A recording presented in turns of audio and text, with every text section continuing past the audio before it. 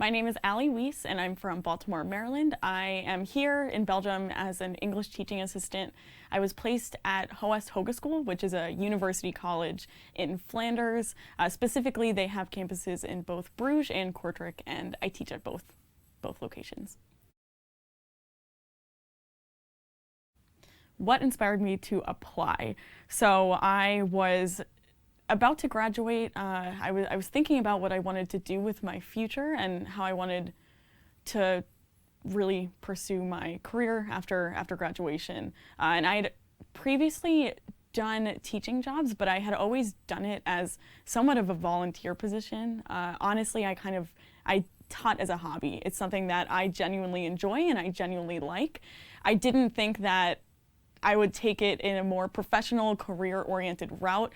However, I was thinking, again, what I wanted to do, and someone suggested that I apply for the Fulbright ETA program. And it resonated with me, especially because I had previously done an exchange program in Leuven, which is also in Belgium. And I also conducted an internship in Leuven in which I taught at a secondary school. So it kind of made sense to me, and it kind of felt like a great way to blend my passion for teaching and it honestly is a hobby for me, and so I wanted to kind of involve that in what I was doing after graduation. So I applied, I took my friend's recommendation, and here I am in Belgium. So I chose Belgium. I think for me the most interesting and engaging element for me was just the diversity within the country itself. Of course, you have the three regions. There's Dutch that is spoken in the Flanders region, which is where I'm placed, which is in the north. There's Wallonia in the south, which is French-speaking, and then there's Brussels, which is a bit of a mix of both, although it's majority French-speaking. So just looking at how diversity can be within one specific country itself and how that looks like within the three regions was really, really interesting for me. Another thing that really drew me in to apply to Belgium was the predominant story of migration and immigration, and how that looks like, especially within the classroom, and how equity looks like within the classroom with these students that are coming in from regions, Northern Africa, Middle East, and I wanted to see the story of equity versus equality, how that looks like and how that takes form, takes shape within the classroom.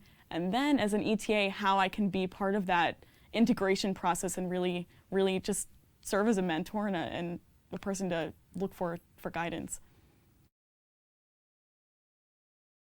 So I remember when I received the email that I was selected for a position and I was selected for the grant, and it was just the most surreal feeling for me that I've honestly just never felt.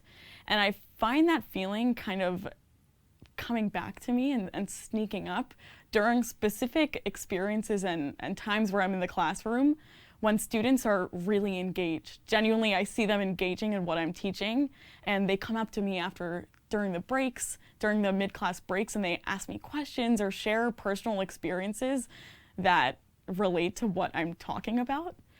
And for me, it's like, wow, they really care and resonate with what I'm saying, and it means something for them, for me to bridge the gap between our cultures and kind of show how, okay, there's more than our cultural differences. There's also a lot that is similar.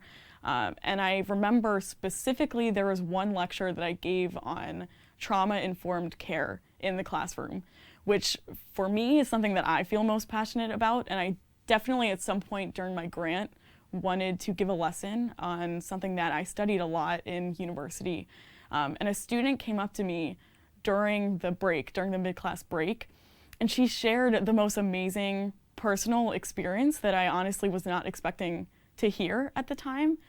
But for me to listen to that and to listen to her story and see that what I was talking about really resonated with her in a real and tangible way, it was amazing for me. And it brought back that feeling of, wow, this is so surreal, and I'm here doing something I genuinely enjoy in a place that I feel comfortable in. And it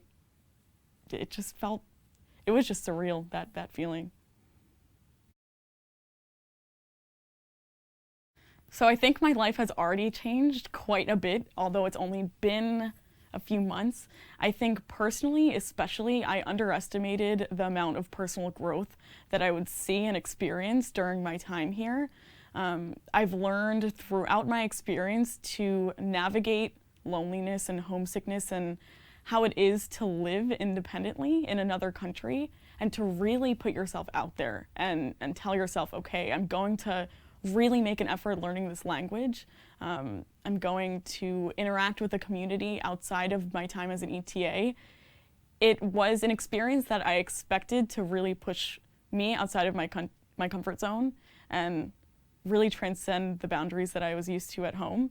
And I underestimated it, I think. And I'm just looking back, the challenges that I faced in terms of living independently, homesickness, loneliness, I have grown in more ways than I could have expected, and I'm just extremely grateful for that opportunity. I think professionally as well, Fulbright, the Commission in Belgium, has connected us with just really imperative players in both the EU and the embassy in Belgium of the US.